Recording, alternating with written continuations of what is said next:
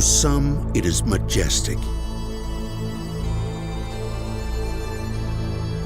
To others, a brutal test. For others, it is just a game. And for a few, it is their life, their purpose and toil, their quest to earn a measure of dignity. It is football, high school football, and few places play it with the passion, commitment, and brotherhood like they do at Highland Park High School in the heart of Dallas, Texas.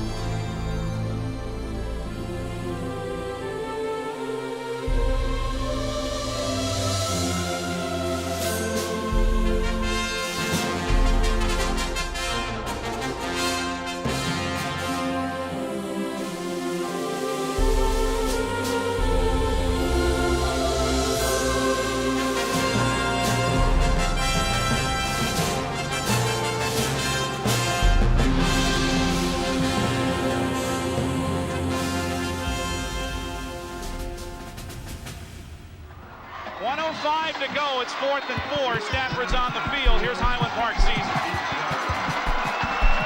2 receivers each way. 28-25, Texas High with 1:05 left, 4th quarter. Roll right, Stafford going for Martin. Knocked down, incomplete. Great defensive play. Sometimes out of great disappointment comes a new level of commitment. The 2004 loss to Texarkana in the first round of the playoffs was a bitter pill for our team to swallow. And this group was a high-achieving group, and that was not what they thought would happen. So after the game, there was some real soul-searching that occurred. I was completely frustrated the whole year, and I probably said something like, it's not going to be this way next year. We need to all get out here and work hard, but let's try and make football fun again for us all, because I know we were having a tough time our junior year. That was probably the moment that group started forming a tremendous resolve. To an outsider, this story of guts and resolve began in a most unexpected place, Highland Park, a community renowned for its wealth and privilege. A lot of people say that we're privileged here at Highland Park, and they're right because of the support we have from our community and our parents. Highland Park, I believe, continues to put out or produce quality individuals in all kinds of areas because of parent involvement. Without question, the people that are in the Park Cities are goal-oriented people. They're achievers. And I think that belief system is very much a part of these kids this year. This is Texas. Everybody around here knows that it's important to win. I think maybe in Highland Park it's even more so. Around here success is expected.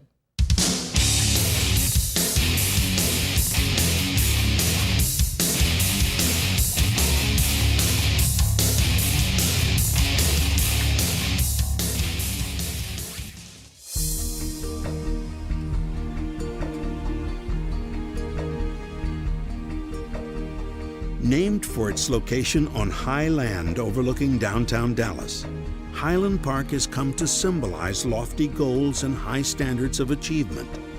A year after being incorporated as its own town in 1913, Highland Park High School began building its own tradition.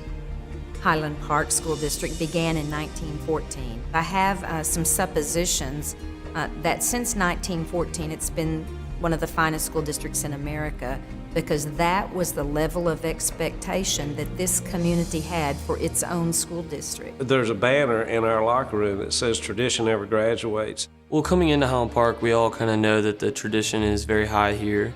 And my junior and sophomore year, I kind of started to realize how special this program was. In serving the community of Highland Park, and the same thing is true in University Park, people do it with really the best motives, that they do it because they want to give back to a community that has been very good to them. The motto above the front doors of the Highland Park High School is enter to learn, go forth to serve.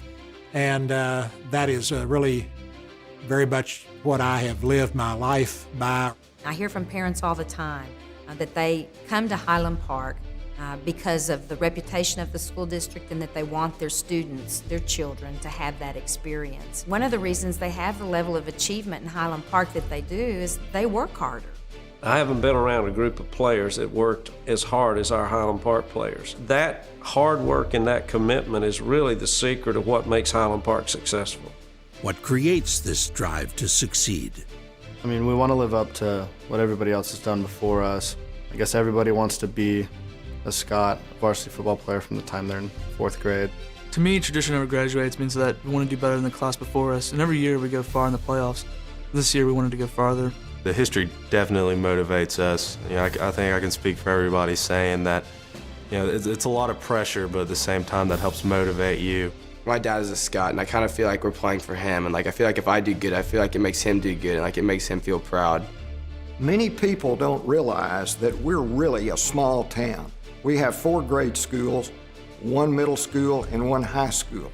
So we're no different from some West Texas town that's about our same size. It's not the size of the dog in the fight, it's the size of the fight in the dog. A lot of people have told us that, you know, my brother and I aren't the biggest guys on the field, and there's no way, you know, why are we playing this sport? You know, we're going to get crushed, and, you know, there's no way we can excel in this sport. We knew we didn't have the size, and so we'd have to encompass that in something else. We have to put our weaknesses aside and just make our strengths even more.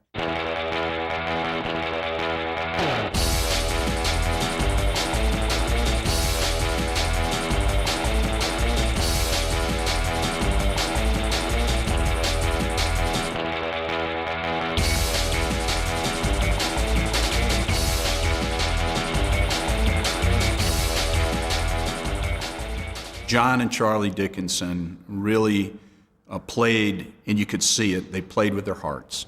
And they had a lot of guts. And I think that that's a tremendous legacy to leave for younger players coming up. Where you come from means something to the graduates of Highland Park. My mother actually did go here. And I mean, she still comes in from out of town to go to the Golden Scots events that they have. I mean, there's this huge tradition and bond that I've never seen before. Coming from a small town, you know, all of my friends are kind of, I don't even know where they all are. But you go back for a high school reunion and there may be 2 or 3 or 5 show up. And here it's like everybody shows up. Cam and I were at a cocktail party one night at a friend's house, and their mother came up to us, who was a Highland Park graduate, you know, back in the 40s, and just wanted to talk football. You know, I mean, that's all she wanted to do, and she was asking questions about, you know, why they throw it to so-and-so instead of so-and-so. It's just cool. Few bonds are stronger than those of lifelong friends. We had been playing with each other since 4th grade, and that just kind of made us a family. A lot of us played for different teams. I played for the Irish, and the Dickinsons played for a different team. But we just all became mutual friends, I guess, just seeing each other play out on the field. I think these kids had it in their mind. When they were scoring in the front yard, they were dreaming it was the state championship. I remember growing up when I was a little kid in my front yard, like I wasn't imagining I was Troy Aikman. I was imagining I was some great Scott. I've always wanted to just play football in Highland Park. I've always went to all the games and saw like the seniors as like these huge things. Well, now like we're sitting here now and I'm a senior, but I've always watched it and wanted to play football in college, and just it's always been like a goal for me. So I mean, just actually getting here and towards it, it's been amazing. So if I was talking to myself as a young 4th, 3rd grader right now, I would tell him how I was on the B team in 8th grade. I was a young, fat kid that was slow and would not work very hard until about sophomore year. I mean, you just have to want it. Notice was taken in the year 2000 when a group of football-hungry 7th graders began to show a different style of play. And when we went up against another 7th grade team, they weren't ready to defend the pass the way we could pass. I remember we were playing at Highlander Stadium. We were on I want to say our 35-yard line. And Matthew's dropping back to throw the ball. We were running a hook and wheel route, and Morgan Hudnall was running the wheel route. And he turns it up the sideline, and Matthew's getting hit in the backfield. Somebody's draped on his arm, and he just chunks this pass down the field, and Morgan catches it in stride and takes it in for a score. I mean, that was just, those things didn't happen in 7th grade. I looked at our depth chart when Matthew was an 8th grader, and I decided to go to the junior high and get Matthew out of class. When Matthew showed up in the locker room, we sat down next to each other, and we got to talking about each other's personal lives, and I told him that I thought he had a great future, and I'd watched him play as a 7th and 8th grader. And I asked him what his goals were, and he said, "Coach, I want to win the state championship in football my senior year." And I said, "Well, those are my goals too, Matthew." Though far from the strongest or the fastest, the 2005 Highland Park Scots knew they had one key ingredient for success: each other. It's not one person, it's not the offense, it's not the defense, it's not special teams, it's everybody together. And I think we both, or everybody realizes how invaluable everybody is on this team. I think the key was we weren't a one-man team. Like, people may have thought that outside the team, but like as a team, we knew that we were more than just Matthew Stafford and an offense. The most satisfying thing for me is just having the chance to be a part of this team, be with these guys. All my teammates are great, and I mean, I wouldn't give up this for anything. I think this was a great team, really because of the way that we kind of came together and formed chemistry. And I think because of this unity that we have in Highland Park, and that is going to grade school, going to middle school, and going to high school together, this unity allows us to play at a level maybe beyond our abilities. And when you decide you're going to get it done, you're not going to be denied. It's 11 people operating as one. It's not any single individual.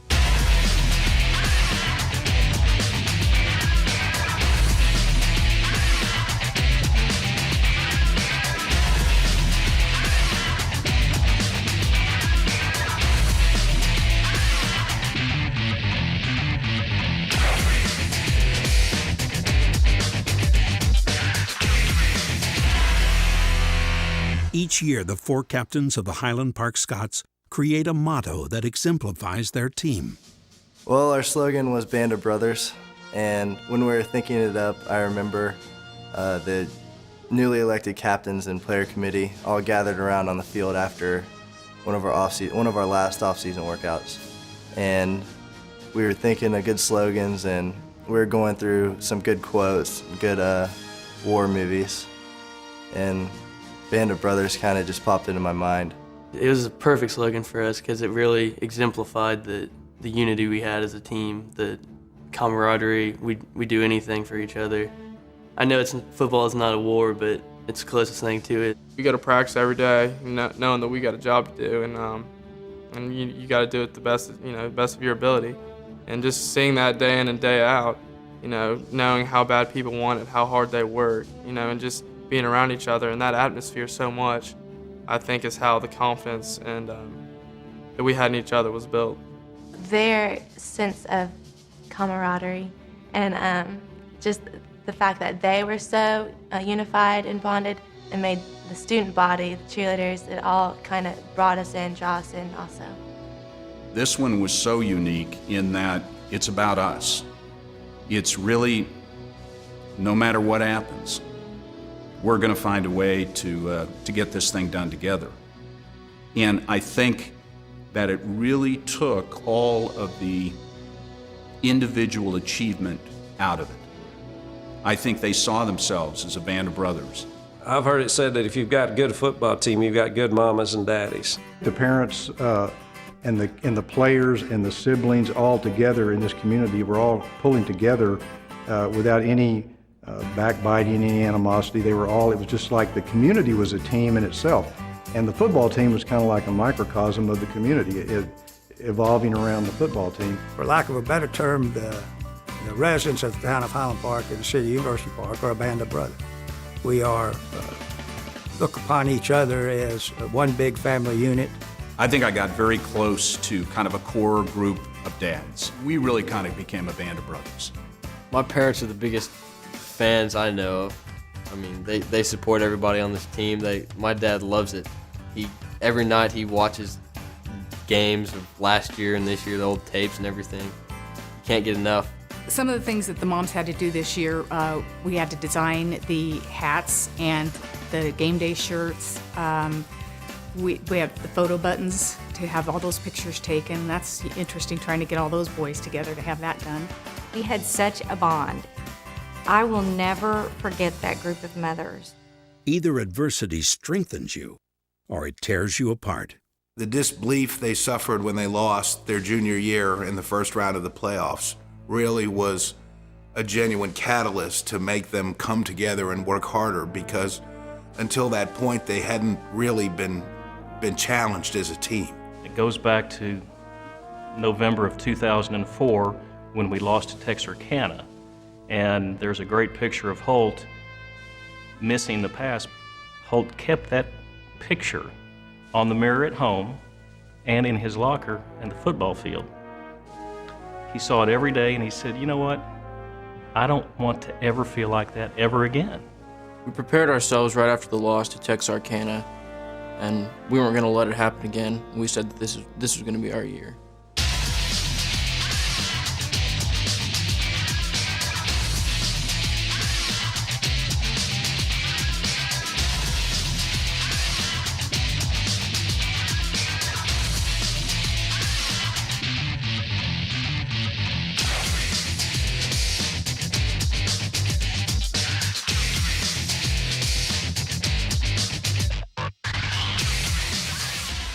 With spring comes renewal and hope. We changed our off-season program, I think specifically for this grade. Years past, the off-season program wasn't near as hard as it was now. And they changed it because we lost the first round of the playoffs with one of the best teams we've had. And they were like, well, you know what, we're not going to let that happen again. In the 100-degree heat of August, the sprints and drills of two-a-days are a rite of passage for every Texas football player. The 2005 Scots looked as powerful as any time in their history. That is until a child's game turned from fun to near tragedy. A couple weeks before school started, the football team goes out to the field and to the opposite soccer practice field, and we run sprints as a team. Lots of times on the real hot days, we'll pull a slip and slide out there or something like that. And so we had one out there that day, and everybody was running up and down and sliding on it. And I just happened to be walking off the slip and slide a couple yards or so and got hit in the back of the leg. During the injury, the kneecap was displaced, and we didn't know the extent of the injury, so there were a couple of days before the MRI that we didn't know if Matthew would be able to play for the season. We were very fortunate that he only had 5 cartilage pieces that needed to be removed. So after the surgery, we knew that he would probably be out 4 to 5 weeks. With their nationally ranked quarterbacks sidelined, the Scots realized their hopes for a perfect season were about to be tested. In the meantime, our football team had to perform, and we were not going to use Matthew's injury as an excuse why we couldn't win the Denton Ryan game. And of course, we had not beaten Denton Ryan the last 2 years we'd played them, and that was a big game that we had looked forward to playing and winning. We told the football team that because of Matthew's injury, that William Webb would be the starting quarterback, John Edelman would be the backup, and that we were going to go on as planned, and that when somebody gets hurt, somebody else has to step in and do the job, and then the other players have to play even better and harder to take up the slack. At the Denton Ryan game, the feeling how the team accepted me and they didn't treat me like the backup was incredible.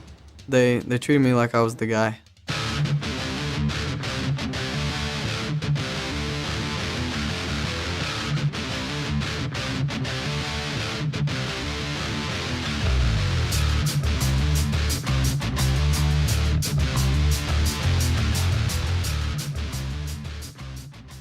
I've heard the phrase, a high tide raises all ships. And I think that was particularly apparent over this past year because, especially when Matthew went down, our offense really had to step up to keep with our defense. Learn how to sit on the sideline and, just take in a game and try and help the team in other ways, because, you can't play. I just learned that, or how much, I guess, football meant to me and playing for the Scots and being here in Highland Park and trying to play in front of these fans is just, anything a kid could ask for. So that kind of helped me realize that and kind of, humbled me as far as, I'm not playing anymore. we want to schedule a tough non-district to see where we are. It was my first year there at Rockwall, and so we felt playing Highland Park as myself as well as our coaches and our kids have great respect for that program. We felt like it would be a measuring stick to see where we are or were, and most definitely it was. We went into halftime down 14-9, felt real good about it, and then they came out and pretty much the second half got after us.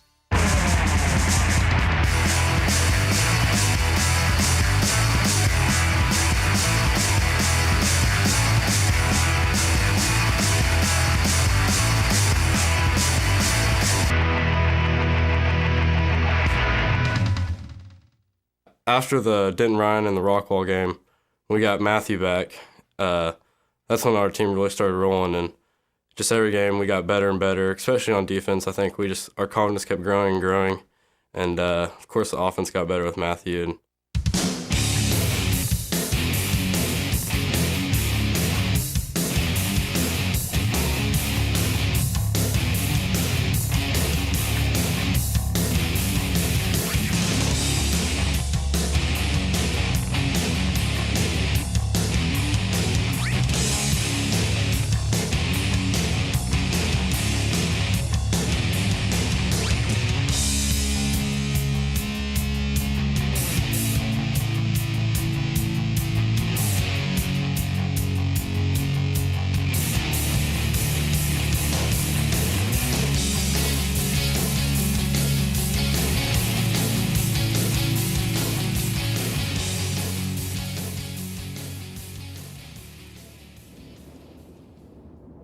The house fell not, for it was founded upon a rock.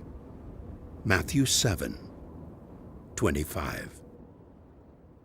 The impact that Matthew had on this team he was pretty much our rock, because he just, every single time we'd look at him, we'd see how calm he was, and we just knew, like, we would get it done, or he would get it done.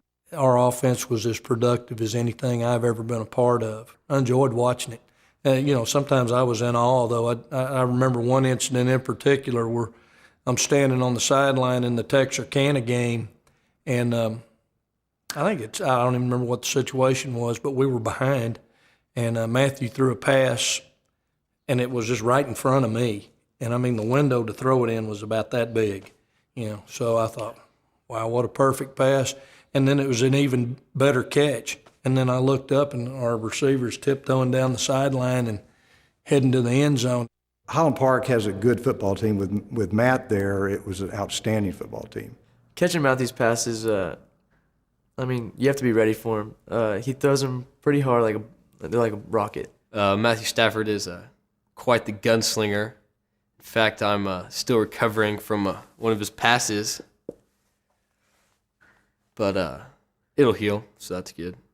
Matthew Stafford is probably the best high school quarterback that I've ever seen. I think my wife would get tired of me coming home from practice saying, telling her what he did, or you wouldn't believe this, or and then in the games he would duplicate it, or if not, do something even more amazing. Matthew's influence on the team, he did his part well. He never was the one, to boss you around, tell you what to do, but when he did, it was more of, not negative, but it was more of like a positive influence, like, this would be best, this is what we need to do. And when he taught, everybody listened. What impresses me most about Matthew is, Matthew is, he's the #1 rated high school quarterback in the country. But Matthew never changed. He was always one of the guys. He never flaunted that. And I think every one of his teammates respected him and looked up to him for that.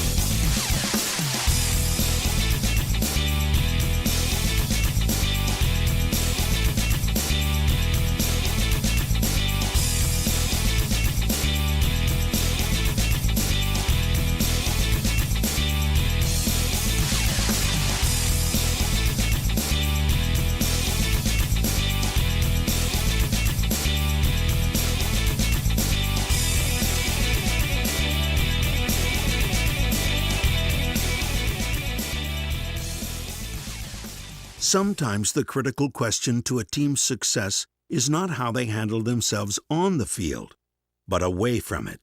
If we saw someone who was doing something like drinking, we'd just go pull them out of the party and just go get them back on track. Most schools, most football players, they get dragged into going off and partying and doing stuff that isn't good for the team. But this year, I was lucky, and I had a great group of friends that we decided we weren't going to do it, and we were going to really focus on football. And I had me a girlfriend, but football came first.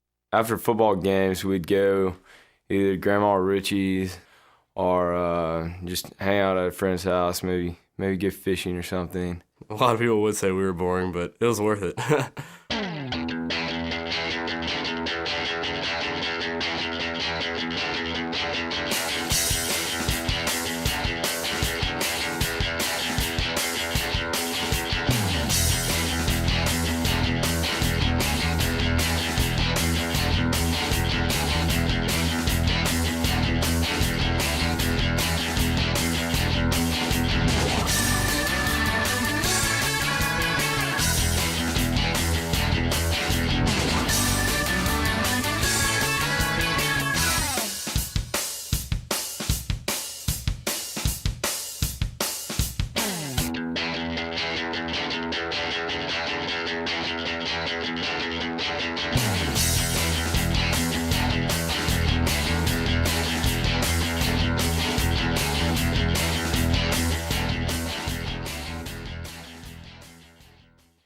After each touchdown, the Scotsmen are responsible for running the flags, which are pretty heavy, up and down the field, which is 100 yards there and 100 back. And at the end of the season, we had calculated that after all the points had been scored, we had run something like 66 miles. When we look at the season, I look at it as 3 seasons. You have the first 5 games, which is non-district, the next 5 games, which is district, and then the last season, which is the playoffs. When you get into the playoffs, it's a whole different ballgame. Basically, you want to do your best, because if you don't do your best, it's do or die. Though the 10 battles in the regular season had been won, this band of brothers knew the war was just beginning. Our kids are deeply rooted in character, and I think the Texarkana game became a character game. Well, these two teams, arguably the top 2 in 4A in the entire state, and here they are in the first round. Texas High won the toss. They will receive. 28-25 a year ago on this field. In favor of Texas High, Scott's looking for revenge tonight, and 2 senior-laden teams with outstanding quarterbacks. 3rd down and 7 from the 35. Offset eye in the backfield. Yeah. Mallett steps up, and he's got a man. It's complete. He gets behind the defense. Josh Meredith has to make the stop, and Mallett leans his 6'6" frame across the goal line. Touchdown, Texas High. Texas High couldn't have drawn up a better start. The Texarkana game was definitely a gut check. The year before, we had come back from a close game, or we had been down and come back and almost took it at the end. And we didn't want to get in that situation again, but unfortunately, we found ourselves down in the first quarter. From the 4. And that's going to be very close. Touchdown. Looking for the signal. It is. Touchdown, Texas High. It's Gullett on the 4-yard run. And I told the kids, you got to keep doing what you're doing, and things will start working out. But when it got down to 17, I said, hey, we've got to get some points. I just remember being 17-0, and I was just completely calm for some reason, knowing that we've had the ball twice and haven't done anything with it, but we've had some missed opportunities. When the score was 17-0 and Texarkana lined up for their kickoff cover team, they started doing a locomotion dance, and they looked up in the stands and got their crowd to stand up and start clapping. Welcome back, everybody. You see Texas High dancing around, and Scots just need to stay with what they do. At that time, I think our players took that as a personal challenge. And one thing you don't want to do to a champion, you don't want to try to intimidate them when they're down a little bit, because they'll come back even harder. And the first pass we threw hit number 43 in the stomach. Play action. And Ernest had it in his hands, nearly had the interception. Well, if he gets that, it's 6. And he dropped it. And that was really the last time I thought that Texarkana had a chance to beat us, because the next pass Matthew threw was to Morgan Hudnall for 60 yards. Down the sideline. Morgan Hudnall inside the 20. Another pump fake. Got him open Coming again. back, looking to Hudnall. Nice catch. Is it good? Touchdown. Good Nice job. That was a bullet. That was a bullet. That was a But bullet. again, First touchdown we scored, Matthew Morgan went on an out pattern. It was the hardest pass I've ever seen thrown. The offense had stepped up big. Now it was time for the defense to make a stand. Was short of the first down. Third down and 1. Tandem set. Ernest again in the backfield. got him this time. And That's Stoney. There's the stop, boys. There's the stop. That'll pump him. It took stuffing the big running back, Dustin Ernest, on 3rd and 1 to give our defense the confidence that we could stop Texarkana from running the ball right down our throat. We were behind and we managed to get back in it. Kids swung the momentum our way, and we just felt good because we climbed back in right before halftime, and we knew going into halftime, I think Texarkana knew it as well, this was going to be a slugfest to the end. When I heard I got the job for the Texarkana spot, I was nervous, but I was anxious because, it was a big opportunity for me, but at the same time I felt bad for Holt because this is kind of his game to redeem himself, because last year he dropped that ball and he wanted to make a play for the team. With 48 seconds until halftime, what happened next was not supposed to happen in a high school football game. Safeties are 15 yards deep. Stafford looks left, rolls to his right on the Has him run. open back Wide deep. Now that could be a flag. Touchdown, Ross Bolin. He's got it. Great job. Baby. That'll work. 73 yards on the play, and just like that, the Scots are right back in this football game. Game on, boys. I think Matthew threw it around 60 yards on the run, which was unbelievable, and the defender, I don't think the defender knew he could throw it that far, so I was able to make the play. With Matthew being the quarterback, there's never a receiver that's been too far. And sure enough, Matthew rolls out. That safety, Matthew throws it. That guy's got to be thinking there's no way he's going to throw it over my head. And that safety slowed up. Why, I have no idea.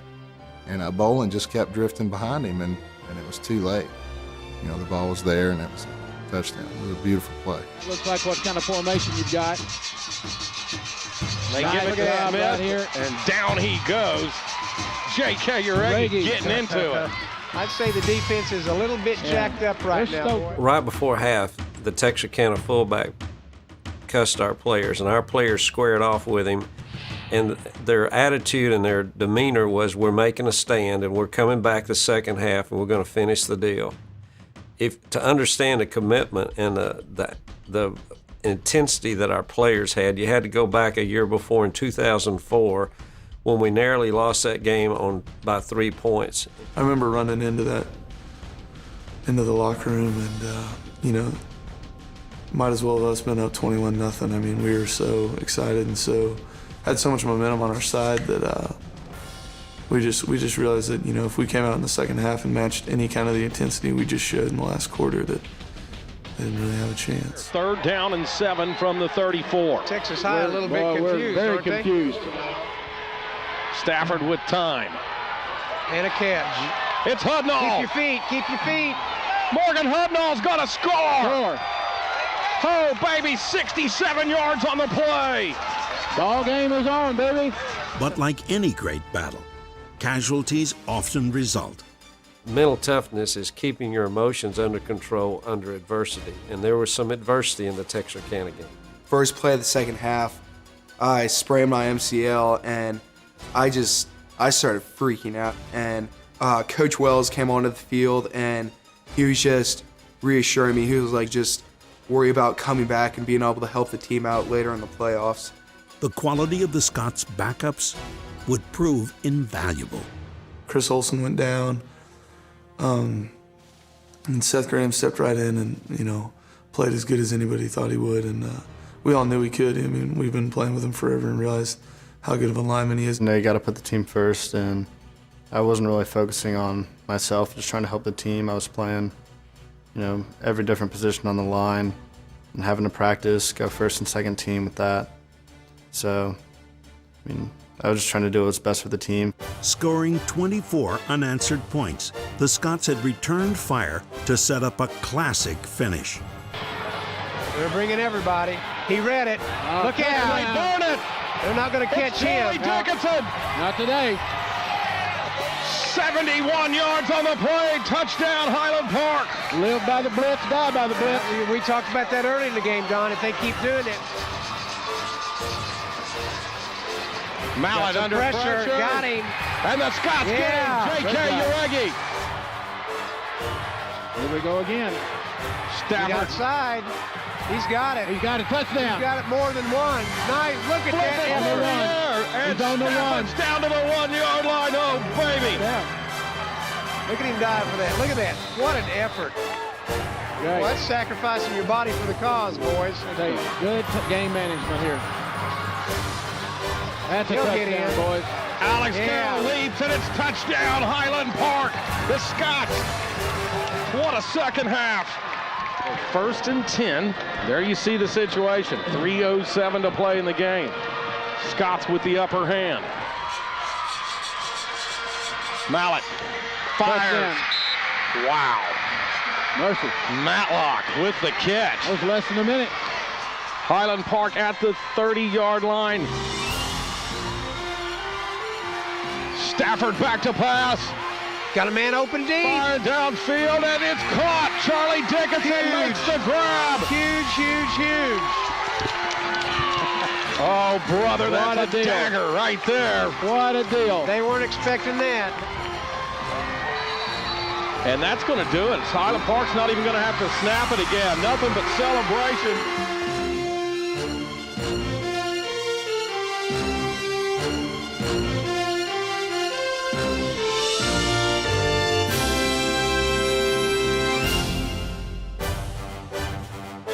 Skeptics fell by the wayside as the band of brothers marched through McKinney North and Ennis. Winner advances to the state semifinals. Going deep. Oh, what a great defensive play by Jared Sweet. Personally, I felt it was a team of destiny. There's examples on the field I've seen, even against McKinney North. I remember when it was real close. I think it was 14-14 or maybe 21-14 before halftime. And Stafford just threw it off, got tipped by 3 guys, and John Dickinson comes down with it.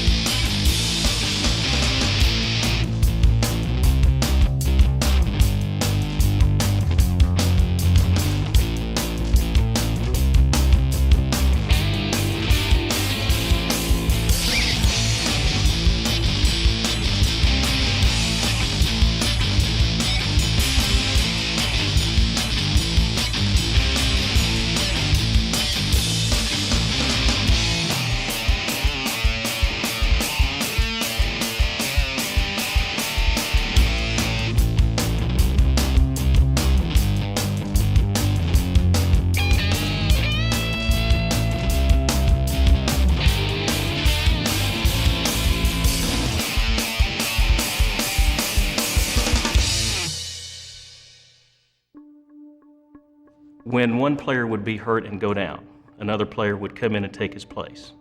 The team would not miss a beat. Matthew goes down before the season. William Webb comes in, has the game of the century. William gets hurt in Rockwall. John Ellerman comes in, didn't miss a beat. Chris Olson goes down, Seth Graham comes in, we don't miss a beat. Holt Martin goes down, Ross Boland steps in. Welcome to Fouts Field at the University of North Texas in Denton. Against the firepower and grace of Stephenville's elite offense, Highland Park's smooth road turned decidedly treacherous. And that's a great individual effort right there. To me, that was like Highland Park was playing Highland Park. They had a group of superior athletes that were very determined as well. Viewing Stephenville with the Highland Park game and on that December 3rd afternoon in Denton was much the same. I mean, a great football game. It has been viewed as one of the best games in Stephenville high school football history. Neal in motion, they fake it, this is Sneed. He's got the first down and more out to the 40-yard line. Going against Stephenville, we had our hands full. They were a very talented offense. They had a lot of great players, Javon Sneed for one, and he had a cast of receivers that was just as good as him. And they highly complex offensive scheme. We knew we were in for a game. It was going to be something to see. It was going to be a clash of two Titans. I'm not sure what the defense thought of them. I'm sure they thought it was probably the most confusing thing they've ever seen. I mean, they had something like 54 formations or, and a bunch of different plays and a bunch of options for their quarterback all in one play. I think he had 6 options. I mean, that's tough to defend, and they did a great job. I mean, that's a complicated offense and, one of the best quarterbacks in the nation. The Scots enjoyed early success. Here's Stafford with time over the middle, has his man complete. Touchdown. Touchdown, Highland Park. It's John Dickinson. 44 yards on the play. But so would Stephenville. Sneed's got a man, and he's behind the Highland Park defense. Look out. That's going in the books as an 80-yard touchdown pass. We never really felt like that anybody could stop us consistently all night long. We were up there beating them pretty bad for a while. And then the second half came back and, pretty much took it to us for the third quarter. We made some mistakes. I made a couple mistakes that were. Stafford, pump fake.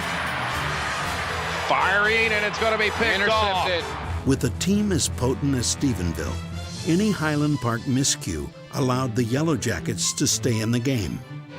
Second down play, Sneed fires over the middle. Callahan breaks it up, but a penalty that's going to be pass interference right there. McElfresh, mercy. A quick strike followed. Yeah, so it could be the draw. Sneed in trouble, fires, has a man, touchdown. And Stephenville pulled within 4. In businesslike fashion, on a 4th and 17, the Scots went back to work. Stafford going over the middle. He's got his man. It's Jake Feld. It's touchdown Highland Park. Woo! That is a killer right there when you give up the long ball on 4th down. 8 plays later. Sneed hands it to Neal. And he's down. Callahan got him. It's going to be a face mask. The penalty would move Stephenville inside the Scots' 10-yard line. And on the last play of the third quarter, Edwards in the backfield. Sneed. Touchdown. Reaching over. Touchdown. Stephenville on the last play of the third quarter. Up by 3, Highland Park went into their clock control offense. Alex Carroll stacked up at the line of scrimmage. Man, there are some shots being fired out there. You better believe they are. At kickoff, the temperature had been hovering in the mid-80s. Felt gets the call. Not much room.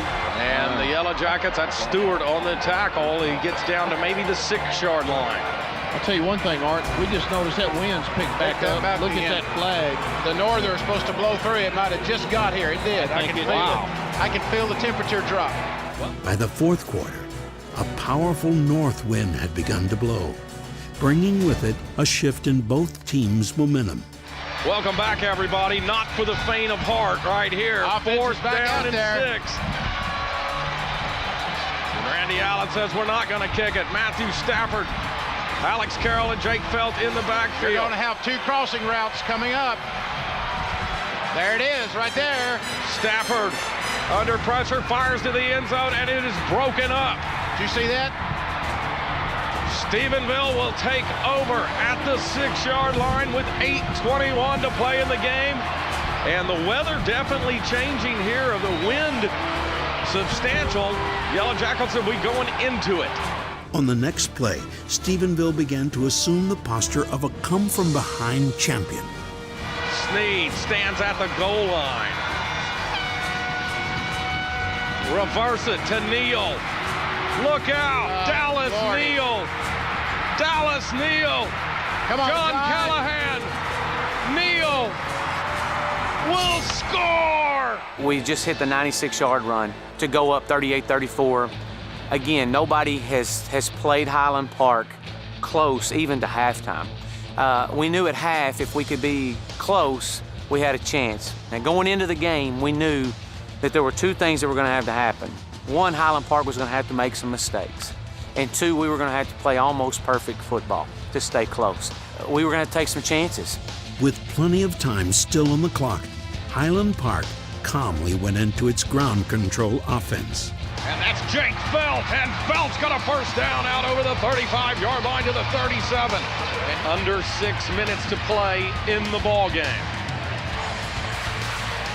Stafford hands off. This is Felt. He's got room. He's got a first down and more. Into Stephenville territory. First down, Highland Park at the Yellow Jacket 33. Two-back set for Stafford. Gonna fire it out to Charlie Dickinson. He makes the grab. Ball is loose, and Stephenville has it at the 21. Golly. And making the recovery is Cody Davis. I was thinking, I'm talking about walking back down the sidelines after Charlie's fumble. I guess for a fleeting moment entered my mind that we might not win the game. But on the other hand, I think all my thoughts were, what am I going to do once we get the ball back to score? And how much time is on the clock? When I had that fumble in Stephenville, I was devastated, but really, I knew my team would get my back. And I mean, there's no other team that I'd rather have than the guys around me. And though all looked its bleakest, the spirit of this band of brothers refused to relent. We had a group of players that really did have a lot of faith and prayed after the game as a team. You know, I told kids on the sideline, I said, you know, guys, this is not about me drawing it on the board and fixing an alignment or something. This is about great players making plays. When Charlie fumbled the football after we took the lead 38-34, I looked at the clock. It read 4:08 or 4:34 on the clock, and I said to my assistant coach, there's too much time on the clock. All our kids got together on the sidelines, and my exact statement to the kids was, fellas, we got to get 2 first downs. We get 2 first downs, we're going to win this football game. 4:12 to play in the game. Stephenville 38, Highland Park 34. Need a stop here. Need a stop. Jevin Sneed carries it right up the middle. Nothing there. Great job up front by Hill and Uragi and Thomas Hill did an Paddington and David Foose. Goodness gracious. Never once did we ever think about hunting the football. That never came across our mind. We had a 20-25 mile an hour wind coming in our face, so we're 2nd and 9. And we call the play, you go for the win.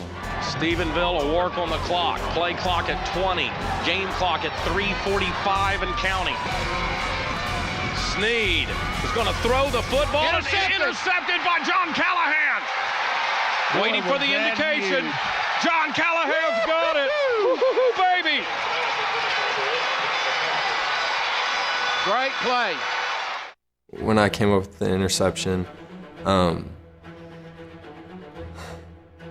I stepped in front of the ball and we both had it, kind of both in our hands. I actually had it a little bit more than him, and I was trying to shield body, kind of shield him away from the ball.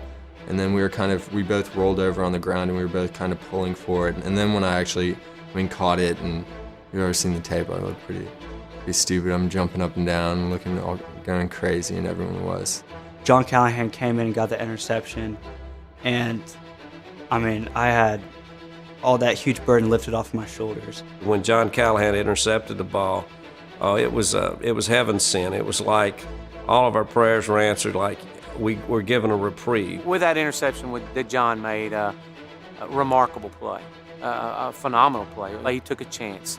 Was it destiny? Some people say it is. I think it was meant to be. It was just the way it was happening, and he made a break. It was Highland Park's turn. When we got back on the field, Matthew just looked at all of us and he was like, it's time, we need to do this. Coach Allen got us in the starting offense, and he's like, this is it, this is the drive, we're going to finish this here. In the midst of thousands of celebrating Scots, It was Ross Boland's time to cement his place among the band of brothers.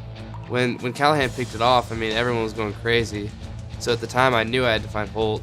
Holt was able to play in the Stephenville game. Coach Allen said, Ross, I want you to start, and then Holt, I want to come in at every other series. Ross knew that Holt had put a tremendous amount of effort in getting ready for this season. On the series that Charlie Dickinson had fumbled the ball, Holt had been in the game, so it was actually Ross's turn to go into the game on that final drive.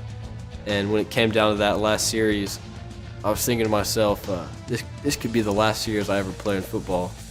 I could see in his eyes that he wanted to go in, so I just told him, you can have it if you want it. So I stayed in the huddle. I look over at Ross, and he motions, do you want it? And I said, yes, I do. On the drive to win the game against Stephenville, we were in our two-back offense, which is our running offense, and I wanted to move the ball and score and not leave them hardly any time on the clock. There it is, 3:33 to play in the game. 1st and 10 from the 32. New life for the Scott That's offense. right. Clock management again. Chris Olson back in the ball game for Highland Park at right tackle. Reverse, John Dickinson with the football, well defended there by number 12 for Stephenville as he drops John at the 30. Might have made a yard. 2:25 and counting. It's Felt. He's going to get the first down to the 20-yard line. Jake Felt would not be denied. One of the Stephenville linebackers poked Jake in the eye intentionally, and he had to come out of the game. I didn't have a two-back offense, so I had to run the ball a couple of times with Matthew. With respect for Stephenville's quick strike offense, Coach Allen knew he had to take time off the clock before taking a shot at the end zone. 1:40 to play in the ball game. 2nd down and 1, but 11 yards away from a touchdown, a go-ahead touchdown.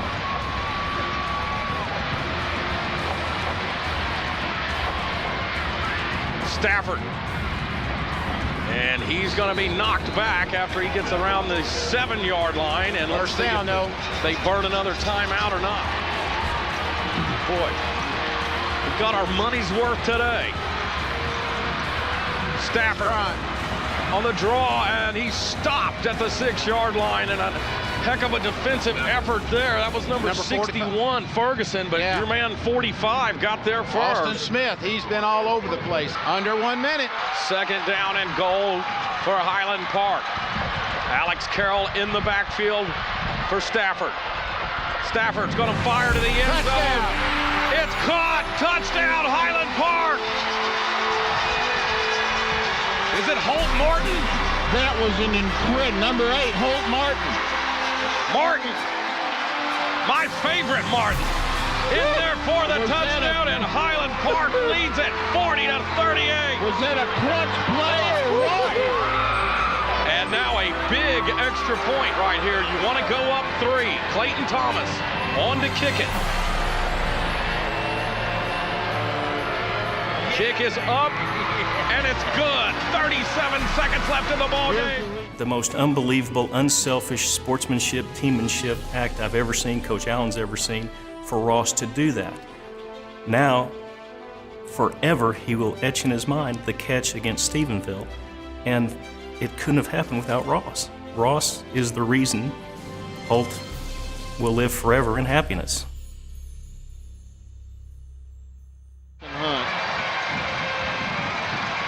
Sneed gonna take off. This will burn a lot of time.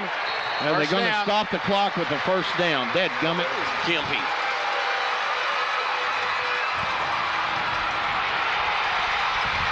Oh, he lost him. He escapes, fires, and incomplete. And that's the ball game. Time has expired.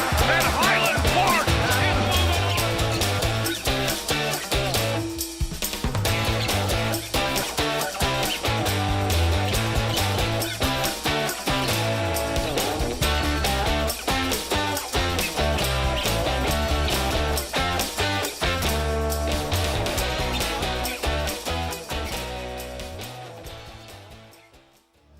Since their last state championship in 1957, 48 years of Highland Park fans have dreamed of returning to the state championship game. those dreams would soon be dashed, not by the ability of their team, but by the fickle flip of a coin. After the Stephenville game, my son and I drove to Burleson to see Pflugerville play Marshall in the semifinal game. Highland Park would play the winner, and after the game, we met in the press box for the coin flip to decide which site we would play at. Marshall chose Tyler as a midway point to play the game in Rose Stadium. We chose Texas Stadium. It came down to the coin flip. I asked David Curlis, one of our coaches, if he had a quarter that I could flip. I let the Marshall coach call the coin flip while the coin was in the air, and he called heads. When the coin hit the floor, it was heads. Thousands of Highland Park High School football fans are angry today because of the limited number of tickets available for Saturday's Class 4A championship game. The night of the Booster Club meeting on Monday night, when we had the ticket sales and we sold out of tickets, I had the Santa hat on, and there were some mad people in the cafeteria during Booster Club meeting. And when I got up to the mic, I told them the reason I had the Santa Claus hat on is I wanted to know if you've been naughty or nice. If you've been naughty, you're complaining because there's not enough tickets for all the Scott fans that want to see the game. You've been nice if you're just thankful that we've got an opportunity to play for the first state championship in 48 years.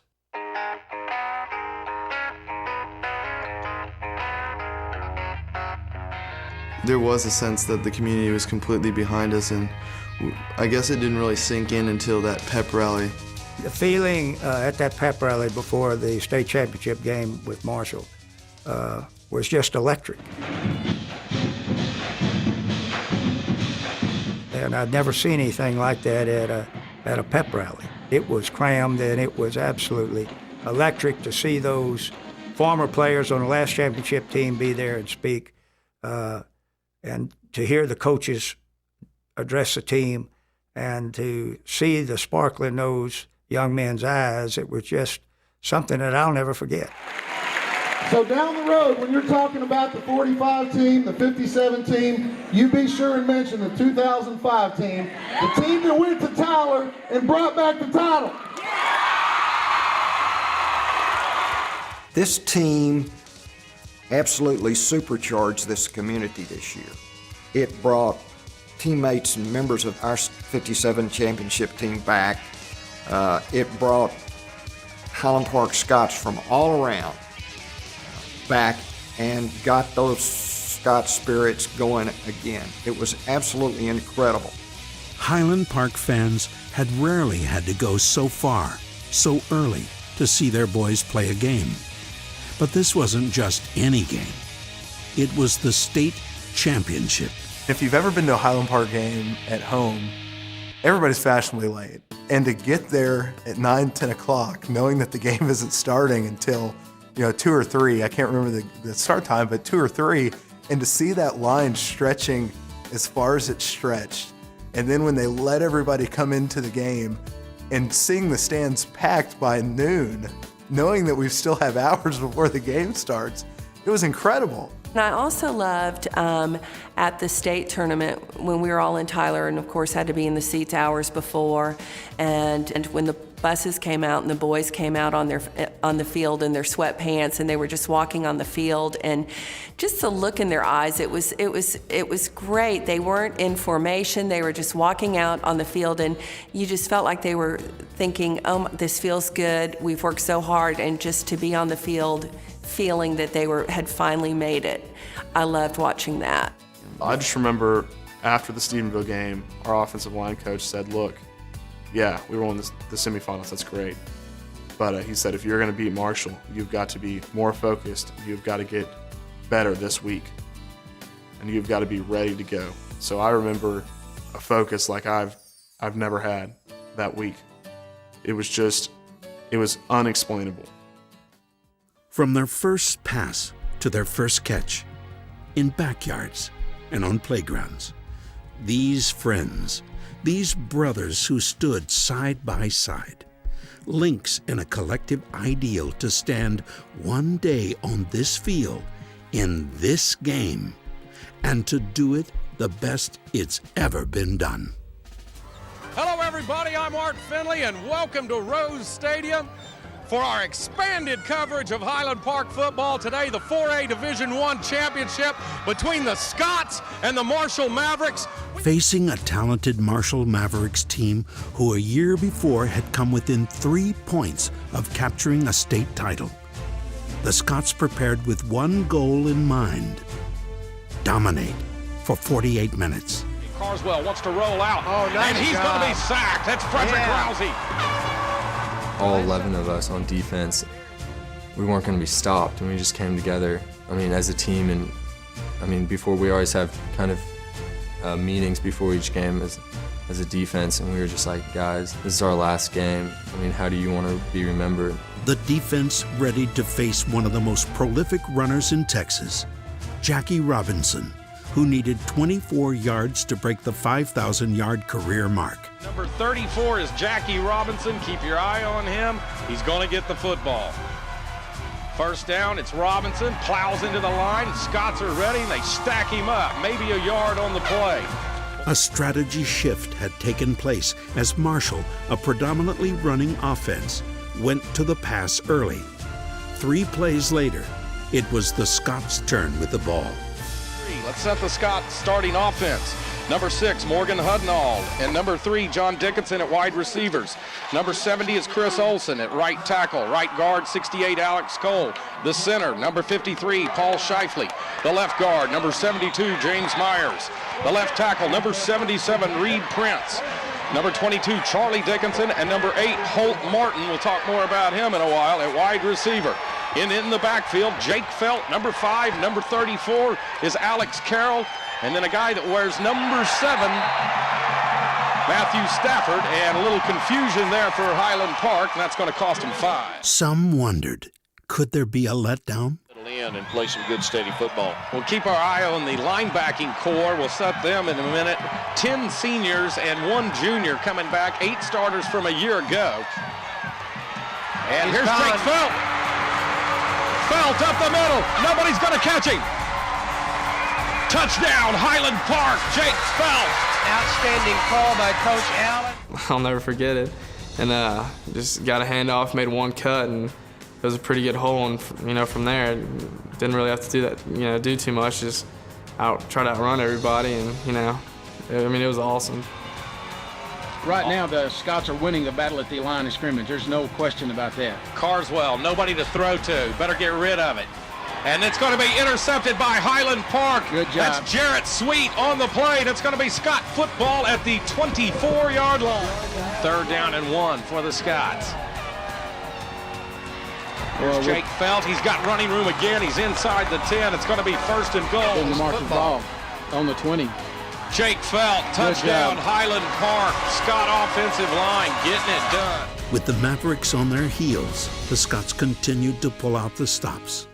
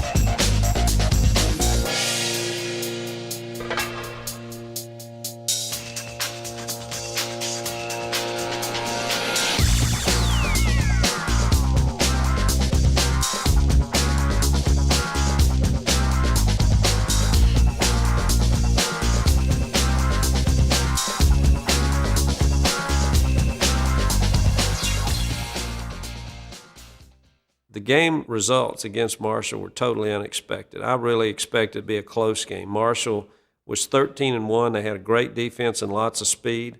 They had a big running back. I never expected our defense to only give up 2 yards of total offense in the first half. And, of course, the 42-0 halftime lead was unbelievable, really. If you think about state championship games and how teams have played in state championship games, it was a total unbelievable blowout that nobody expected. What amazed me the most about it was that we actually were almost flawless. And I've never seen that in a football game before. I remember in the late fourth quarter, I looked into the guy's eyes and I almost started feeling sorry for him. I was just like, God, it's got to be awful in a state football game, just getting blown out this bad. And then you knew it was bad when the game was over, they just got out of there. If life is a series of moments, sharing this one with your closest friends who you would do anything for was particularly sweet.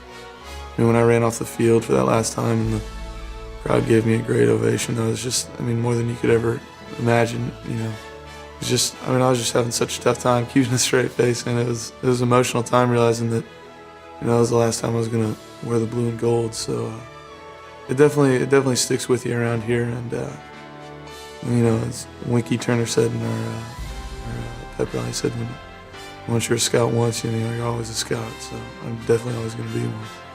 In the widest margin of victory in the UIL state championship history, Highland Park capped its perfect 15-0 season, finishing as the 6th best team in the Max Preps National High School poll. But even more impressive was the fashion in which they did it, as brothers. In years to come, history will ask for a statement of what the 2005 Highland Park Scots team stood for. This season was a milestone, obviously because of the first state championship in 48 years, but the way in which we won the state championship. I think the legacy that this football team will leave will cause the expectations of future teams to be very high. I think instead of hoping that you're going to win, I think your players believe they're going to win. For those lucky enough to have witnessed it, we saw a team with more than ability and toughness and a brilliant coaching scheme. What we saw made us fight for a ticket, flock to their parade, collect their autographs. What we saw was love. This story shall the good man teach his son. This story shall the good man teach his son from this day to the ending of the world. But we in it shall be remembered. We in it shall be remembered. We few, we happy few, we band of brothers. For he today that sheds his blood with me. For he today who sheds his blood with me. For he today that sheds his blood with me. Shall be my brother. Shall be my brother. Shall be my brother.